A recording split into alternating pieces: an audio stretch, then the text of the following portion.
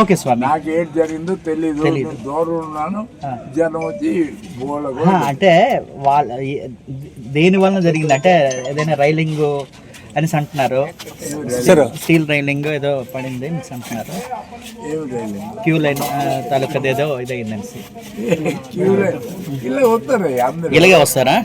Okay okay. Road 2 రోడ్లు ఉన్నాయి, 2 రోడ్లు వస్తారు. 3 వేలు 4 వేలు. మీకు సాయం మరి ఇంకెవరు లేరు, మీరే మేనేజ్ చేస్తారు.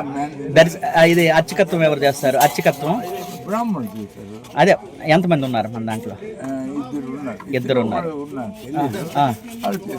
చేస్తారు. మీరే వాళ్ళకి అందరికి ఇది ఇస్తారు, జీతాలు ఇస్తారు. ఎంత ఇస్తారు? 10,000 ఒక్కొక్కరికి. నెక్స్ట్ మామూలుగా డైలీ ఎంతమంది వస్తారు భక్తులు?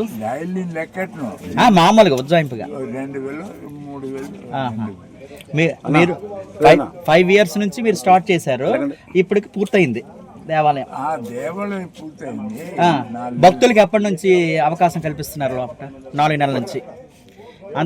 కన్స్ట్రక్షన్ పూర్తయిన అంటే కొద్దిగా దేవాలయం పూర్తయిన 4 నెలల నుంచి ఇంకా పనులు ఉన్నాయి. మీరు ఇంకా కన్స్ట్రక్షన్ అవుతున్నట్లు ఉంది. ఏంటేంటి చేస్తున్నారు?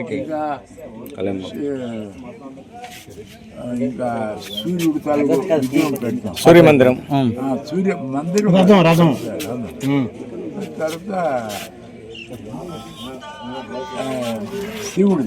శివుడిది. ఈ 2 ఓకే ఓకే. దీనికి టికెట్లు ఏమైనా పెట్టారండి? ఫ్రీ.